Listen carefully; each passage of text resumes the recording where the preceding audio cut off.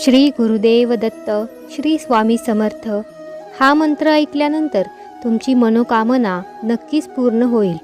जर तुम्ही खूप दिवसांपासून काही विशेष धन मिळवण्यासाठी काही अपेक्षा करत असाल, पण अजूनपर्यंत काही लाभ मिळाला नसेल, तर निश्चिंत राहा, कारण की हा मंत्र ऐकल्यानंतर तुम्हाला अचानक खूप मोठा धनलाभ होईल। श्री दत्त गुरु महाराज यांचा हा मंत्र अनेक वर्षांच्या तपश्चर्येचे फळ आहे। या मंत्राच्या प्रभावाने तुमचे भाग्य कायमचे बदलून जाईल आणि मग तुमचे घर धनसंपत्तीने भरले जाईल। तुम्हाला फक्त या मंत्राचा जप श्रद्धेने आणि भक्तिभावाने 108 वेळा ऐकावा लागेल। असे केल्याने तुम्हाला नक्कीच फायदा होईल। भक्तांनो, आयुष्यात पैशाची गरज कोणाला नाही। आपल्याजवळ भरपूर पैसे असावेत, आपल्या सर्व इच्छा पूर्ण व्हाव्यात अशी प्रत्येकाची इच्छा असते, पण प्रत्येकाला हे शक्य नसते। काही जण खूप विचार करतात आणि फक्त मनातून आनंदी होतात, पण काही लोक खूप ठाम राहतात, प्रयत्न करत राहतात आणि यश मिळवतात, पण काही लोक अपयशी होऊन निराश होतात। पण आता निराश होण्याची गरज नाही।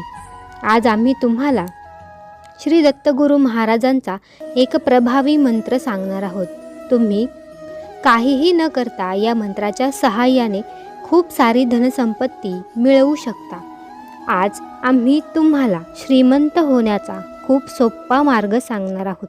हा मंत्र ऐकल्यानंतर तुम्हाला करोडो रुपये मिळवण्यापासून कोणीही रोखू शकत नाही। भक्तांनो, आजच्या व्हिडिओमध्ये आपण श्री दत्तगुरु महाराजांचा एक चमत्कारिक मंत्र ऐकणार आहोत। या मंत्राचा जप 108 वेळा तुमच्या मोबाईलवरती ऐकल्याने तुम्हाला नक्कीच धनलाभ होईल, तुमची गरिबी दूर होईल आणि तुमच्या घरात खूप सारा पैसा येईल। भक्तांनो, तुम्हाला थोडेच नाही तर भरपूर प्रमाणात पैसे येऊ लागतील। भक्तांनो, आज आम्ही तुमच्यासाठी श्री दत्तगुरु महाराजांचा एक धनवर्षा मंत्र घेऊन आलो आहोत। तुमच्या पैशांच्या संबंधित सर्व समस्या दूर करेल, तुमच्या जीवनातून गरिबी कायमची दूर होईल। भक्तांनो, आता तुम्हाला श्रीमंत व्हायचे आहे। हा मंत्र तुम्हाला या वर्षात खूप श्रीमंत बनवेल। भक्तांनो, जर हा मंत्र काही साधा मंत्र नाही, जर तुम्हाला मंत्र दत्तगुरूंच्या हृदयाशी जोडतो। या मंत्रांमुळे दत्तगुरु महाराज तुमच्यावरती प्रसन्न होऊन तुम्हाला एवढी धनसंपत्ती देतील की तुम्हाला विश्वास बसणार नाही। भक्तांनो, या जगात प्रत्येकाला सुख शांती वैभव हवे असते, परंतु हे प्रत्येकाला शक्य नसते। परंतु एखाद्या व्यक्तीने विश्वास ठेवून हा मंत्र 108 वेळा ऐकला तर त्याला या सर्व गोष्टी नक्कीच प्राप्त होतील। आज या मंत्राच्या सहाय्याने जीवनातील सर्व आर्थिक समस्या, कौटुंबिक समस्या, सर्व समस्यांपासून मुळापासून नष्ट होतील आणि तुम्हाला भरपूर संपत्ती मिळेल। तुम्हाला इतका धनलाभ होईल की त्याची तुम्ही कधीच अपेक्षा केली नसेल। जर तुम्हाला गुप्त संपत्ती मिळवायची असेल तर आजच हा मंत्र ऐका आणि 108 वेळा हा मंत्र संपूर्ण ऐकल्यानंतर शेवटचा चमत्कार आल्यावर आम्हाला सांगा। हा मंत्र तुम्ही शेवटपर्यंत ऐकाल त्याचा तुम्हाला पूर्ण लाभ होईल।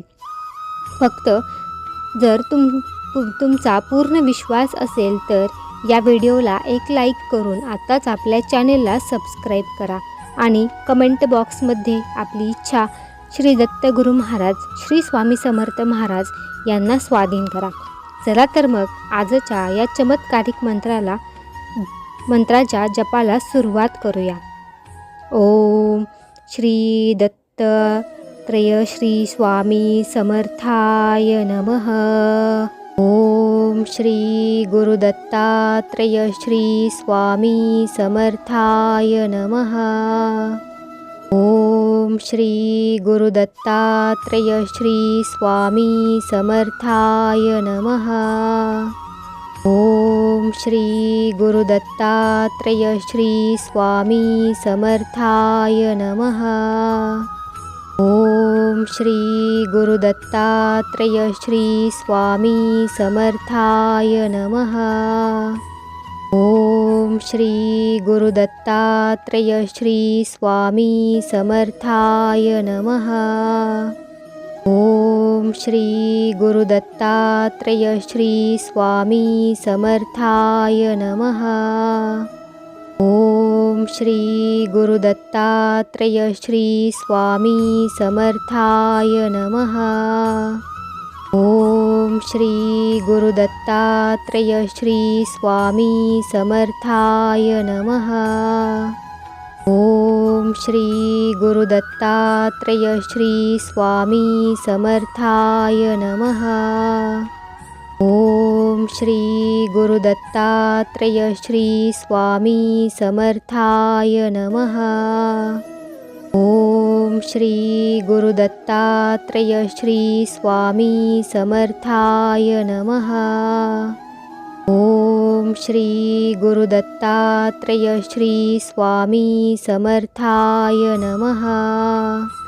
ओम श्री गुरुदत्तात्रेय श्री स्वामी समर्थाय नमः। ओम श्री गुरुदत्तात्रेय श्री स्वामी समर्थाय नमः। ओम श्री गुरुदत्तात्रेय श्री स्वामी समर्थाय नमः। ओम श्री गुरुदत्तात्रेय श्री स्वामी समर्थाय नमः। ओम श्री गुरुदत्तात्रेय श्री स्वामी समर्थाय नमः। ओम श्री गुरुदत्तात्रेय श्री स्वामी समर्थाय नमः।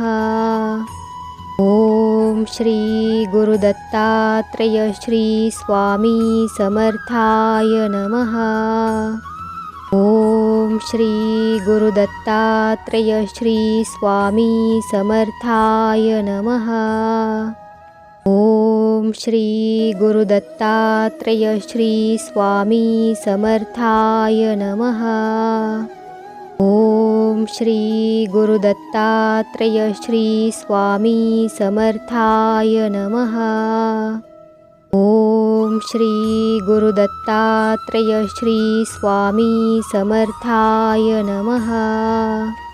ओम श्री गुरुदत्तात्रेय श्री स्वामी समर्थाय नमः।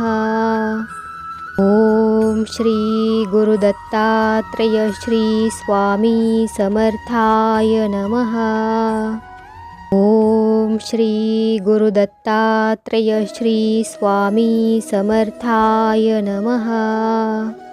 ओम श्री गुरुदत्तात्रेय श्री स्वामी समर्थाय नमः। ओम श्री गुरुदत्तात्रेय श्री स्वामी समर्थाय नमः। ओम श्री गुरुदत्तात्रेय श्री स्वामी समर्थाय नमः। ओम श्री गुरुदत्तात्रेय श्री स्वामी समर्थाय नमः। ओम श्री गुरुदत्तात्रेय श्री स्वामी समर्थाय नमः। ओम श्री गुरुदत्तात्रेय श्री स्वामी समर्थाय नमः। ओम श्री गुरुदत्तात्रेय श्री स्वामी समर्थाय नमः। ओम श्री गुरुदत्तात्रेय श्री स्वामी समर्थाय नमः।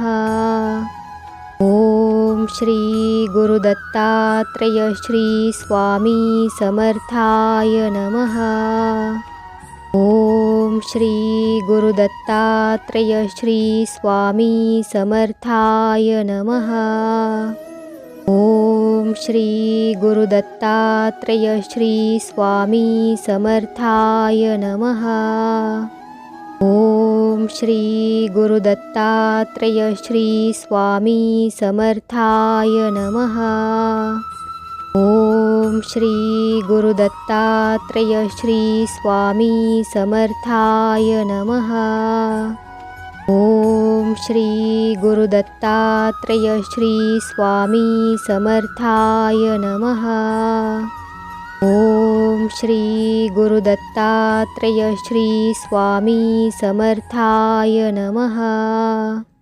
ओम श्री गुरुदत्तात्रेय श्री स्वामी समर्थाय नमः। ओम श्री गुरुदत्तात्रेय श्री स्वामी समर्थाय नमः। ओम श्री गुरुदत्तात्रेय श्री स्वामी समर्थाय नमः। ओम श्री गुरुदत्तात्रेय श्री स्वामी समर्थाय नमः। ओम श्री गुरुदत्तात्रेय श्री स्वामी समर्थाय नमः। ओम श्री गुरुदत्तात्रेय श्री स्वामी समर्थाय नमः। ओम श्री गुरुदत्तात्रेय श्री स्वामी समर्थाय नमः। ओम श्री गुरुदत्तात्रेय श्री स्वामी समर्थाय नमः। ओम श्री गुरुदत्तात्रेय श्री स्वामी समर्थाय नमः। ओम श्री गुरुदत्तात्रेय श्री स्वामी समर्थाय नमः। ओम श्री गुरुदत्तात्रेय श्री स्वामी समर्थाय नमः। ओम श्री गुरुदत्तात्रेय श्री स्वामी समर्थाय नमः। ओम श्री गुरुदत्तात्रेय श्री स्वामी समर्थाय नमः। ओम श्री गुरुदत्तात्रेय श्री स्वामी समर्थाय नमः। ओम श्री गुरुदत्तात्रेय श्री स्वामी समर्थाय नमः। ओम श्री गुरुदत्तात्रेय श्री स्वामी समर्थाय नमः। ओम श्री गुरुदत्तात्रेय श्री स्वामी समर्थाय नमः। ओम श्री गुरुदत्तात्रेय श्री स्वामी समर्थाय नमः। ओम श्री गुरुदत्तात्रेय श्री स्वामी समर्थाय नमः। ओम श्री गुरुदत्तात्रेय श्री स्वामी समर्थाय नमः। ओम श्री गुरुदत्तात्रेय श्री स्वामी समर्थाय नमः। ओम श्री गुरुदत्तात्रेय श्री स्वामी समर्थाय नमः। ओम श्री गुरुदत्तात्रेय श्री स्वामी समर्थाय नमः। ओम श्री गुरुदत्तात्रेय श्री स्वामी समर्थाय नमः। ओम श्री गुरुदत्तात्रेय श्री स्वामी समर्थाय नमः। ओम श्री गुरुदत्तात्रेय श्री स्वामी समर्थाय नमः। ओम श्री गुरुदत्तात्रेय श्री स्वामी समर्थाय नमः। ओम श्री गुरुदत्तात्रेय श्री स्वामी समर्थाय नमः। ओम श्री गुरुदत्तात्रेय श्री स्वामी समर्थाय नमः। ओम श्री गुरुदत्तात्रेय श्री स्वामी समर्थाय नमः। ओम श्री गुरुदत्तात्रेय श्री स्वामी समर्थाय नमः। ओम श्री गुरुदत्तात्रेय श्री स्वामी समर्थाय नमः। ओम श्री गुरुदत्तात्रेय श्री स्वामी समर्थाय नमः। ओम श्री गुरुदत्तात्रेय श्री स्वामी समर्थाय नमः। ओम श्री गुरुदत्तात्रेय श्री स्वामी समर्थाय नमः। ओम श्री गुरुदत्तात्रेय श्री स्वामी समर्थाय नमः। ओम श्री गुरुदत्तात्रेय श्री स्वामी समर्थाय नमः। ओम श्री गुरुदत्तात्रेय श्री स्वामी समर्थाय नमः। ओम श्री गुरुदत्तात्रेय श्री स्वामी समर्थाय नमः। ओम श्री गुरुदत्तात्रेय श्री स्वामी समर्थाय नमः। ओम श्री गुरुदत्तात्रेय श्री स्वामी समर्थाय नमः। ओम श्री गुरुदत्तात्रेय श्री स्वामी समर्थाय नमः। ओम श्री गुरुदत्तात्रेय श्री स्वामी समर्थाय नमः। ओम श्री गुरुदत्तात्रेय श्री स्वामी समर्थाय नमः। ओम श्री गुरुदत्तात्रेय श्री स्वामी समर्थाय नमः। ओम श्री गुरुदत्तात्रेय श्री स्वामी समर्थाय नमः। ओम श्री गुरुदत्तात्रेय श्री स्वामी समर्थाय नमः। ओम श्री गुरुदत्तात्रेय श्री स्वामी समर्थाय नमः। ओम श्री गुरुदत्तात्रेय श्री स्वामी समर्थाय नमः। ओम श्री गुरुदत्तात्रेय श्री स्वामी समर्थाय नमः। ओम श्री गुरुदत्तात्रेय श्री स्वामी समर्थाय नमः। ओम श्री गुरुदत्तात्रेय श्री स्वामी समर्थाय नमः। ओम श्री गुरुदत्तात्रेय श्री स्वामी समर्थाय नमः। ओम श्री गुरुदत्तात्रेय श्री स्वामी समर्थाय नमः। ओम श्री गुरुदत्तात्रेय श्री स्वामी समर्थाय नमः। ओम श्री गुरुदत्तात्रेय श्री स्वामी समर्थाय नमः। ओम श्री गुरुदत्तात्रेय श्री स्वामी समर्थाय नमः। ओम श्री गुरुदत्तात्रेय श्री स्वामी समर्थाय नमः। ओम श्री गुरुदत्तात्रेय श्री स्वामी समर्थाय नमः। ओम श्री गुरुदत्तात्रेय श्री स्वामी समर्थाय नमः।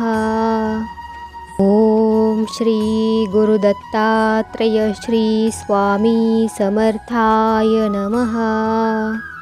ओम श्री गुरुदत्तात्रेय श्री स्वामी समर्थाय नमः। ओम श्री गुरुदत्तात्रेय श्री स्वामी समर्थाय नमः। ओम श्री गुरुदत्तात्रेय श्री स्वामी समर्थाय नमः। ओम श्री गुरुदत्तात्रेय श्री स्वामी समर्थाय नमः। ओम श्री गुरुदत्तात्रेय श्री स्वामी समर्थाय नमः। ओम श्री गुरुदत्तात्रेय श्री स्वामी समर्थाय नमः। ओम श्री गुरुदत्तात्रेय श्री स्वामी समर्थाय नमः। ओम श्री गुरुदत्तात्रेय श्री स्वामी समर्थाय नमः। ओम श्री गुरुदत्तात्रेय श्री स्वामी समर्थाय नमः। ओम श्री गुरुदत्तात्रेय श्री स्वामी समर्थाय नमः। ओम श्री गुरुदत्तात्रेय श्री स्वामी समर्थाय नमः। ओम श्री गुरुदत्तात्रेय श्री स्वामी समर्थाय नमः। ओम श्री गुरुदत्तात्रेय श्री स्वामी समर्थाय नमः। ओम श्री गुरुदत्तात्रेय श्री स्वामी समर्थाय नमः। ओम श्री गुरुदत्तात्रेय श्री स्वामी समर्थाय नमः। ओम श्री गुरुदत्तात्रेय श्री स्वामी समर्थाय नमः। ओम श्री गुरुदत्तात्रेय श्री स्वामी समर्थाय नमः। ओम श्री गुरुदत्तात्रेय श्री स्वामी समर्थाय नमः। ओम श्री गुरुदत्तात्रेय श्री स्वामी समर्थाय नमः। ओम श्री गुरुदत्तात्रेय श्री स्वामी समर्थाय नमः। ओम श्री गुरुदत्तात्रेय श्री स्वामी समर्थाय नमः। ओम श्री गुरुदत्तात्रेय श्री स्वामी समर्थाय नमः। ओम श्री गुरुदत्तात्रेय श्री स्वामी समर्थाय नमः। ओम श्री गुरुदत्तात्रेय श्री स्वामी समर्थाय नमः। ओम श्री गुरुदत्तात्रेय श्री स्वामी समर्थाय नमः। ओम श्री गुरुदत्तात्रेय श्री स्वामी समर्थाय नमः। ओम श्री गुरुदत्तात्रेय श्री स्वामी समर्थाय नमः। ओम श्री गुरुदत्तात्रेय श्री स्वामी समर्थाय नमः। ओम श्री गुरुदत्तात्रेय श्री स्वामी समर्थाय नमः। ओम श्री गुरुदत्तात्रेय श्री स्वामी समर्थाय नमः। ओम श्री गुरुदत्तात्रेय श्री स्वामी समर्थाय नमः। ओम श्री गुरुदत्तात्रेय श्री स्वामी समर्थाय नमः। ओम श्री गुरुदत्तात्रेय श्री स्वामी समर्थाय नमः। ओम श्री गुरुदत्तात्रेय श्री स्वामी समर्थाय नमः। ओम श्री गुरुदत्तात्रेय श्री स्वामी समर्थाय नमः। ओम श्री गुरुदत्तात्रेय श्री स्वामी समर्थाय नमः। ओम श्री गुरुदत्तात्रेय श्री स्वामी समर्थाय नमः। ओम श्री गुरुदत्तात्रेय श्री स्वामी समर्थाय नमः। ओम श्री गुरुदत्तात्रेय श्री स्वामी समर्थाय नमः। ओम श्री गुरुदत्तात्रेय श्री स्वामी समर्थाय नमः। ओम श्री गुरुदत्तात्रेय श्री स्वामी समर्थाय नमः। ओम श्री गुरुदत्तात्रेय श्री स्वामी समर्थाय नमः। ओम श्री गुरुदत्तात्रेय श्री स्वामी समर्थाय नमः। ओम श्री गुरुदत्तात्रेय श्री स्वामी समर्थाय नमः। ओम श्री गुरुदत्तात्रेय श्री स्वामी समर्थाय नमः। ओम श्री गुरुदत्तात्रेय श्री स्वामी समर्थाय नमः। ओम श्री गुरुदत्तात्रेय श्री स्वामी समर्थाय नमः। ओम श्री गुरुदत्तात्रेय श्री स्वामी समर्थाय नमः। ओम श्री गुरुदत्तात्रेय श्री स्वामी समर्थाय नमः। ओम श्री गुरुदत्तात्रेय श्री स्वामी समर्थाय नमः। ओम श्री गुरुदत्तात्रेय श्री स्वामी समर्थाय नमः। ओम श्री गुरुदत्तात्रेय श्री स्वामी समर्थाय नमः। ओम श्री गुरुदत्तात्रेय श्री स्वामी समर्थाय नमः। ओम श्री गुरुदत्तात्रेय श्री स्वामी समर्थाय नमः। ओम श्री गुरुदत्तात्रेय श्री स्वामी समर्थाय नमः।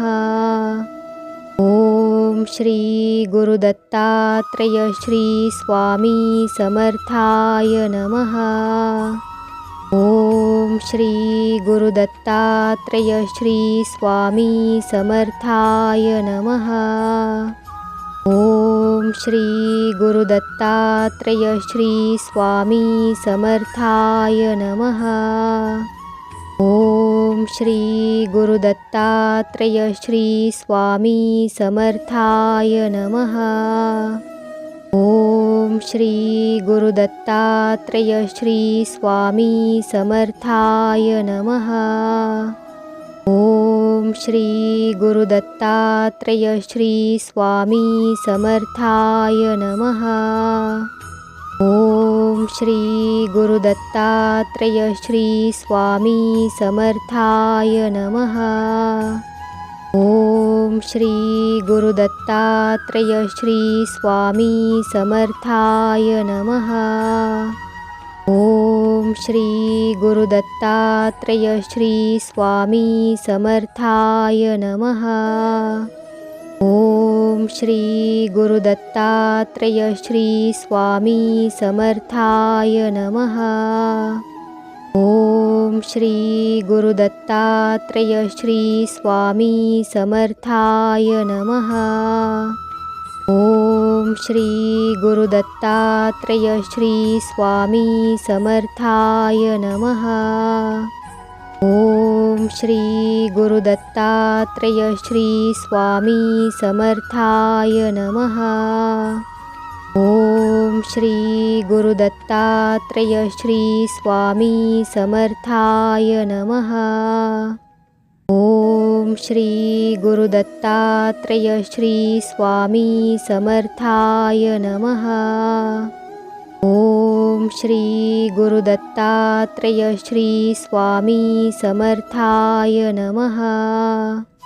ओम श्री गुरुदत्तात्रेय श्री स्वामी समर्थाय नमः। ओम श्री गुरुदत्तात्रेय श्री स्वामी समर्थाय नमः। ओम श्री गुरुदत्तात्रेय श्री स्वामी समर्थाय नमः। ओम श्री गुरुदत्तात्रेय श्री स्वामी समर्थाय नमः। ओम श्री गुरुदत्तात्रेय श्री स्वामी समर्थाय नमः।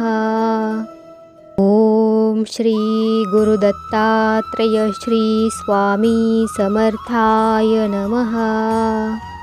ओम श्री गुरुदत्तात्रेय श्री स्वामी समर्थाय नमः। ओम श्री गुरुदत्तात्रेय श्री स्वामी समर्थाय नमः। ओम श्री गुरुदत्तात्रेय श्री स्वामी समर्थाय नमः। ओम श्री गुरुदत्तात्रेय श्री स्वामी समर्थाय नमः। ओम श्री गुरुदत्तात्रेय श्री स्वामी समर्थाय नमः। ओम श्री गुरुदत्तात्रेय श्री स्वामी समर्थाय नमः। ओम श्री गुरुदत्तात्रेय श्री स्वामी समर्थाय नमः।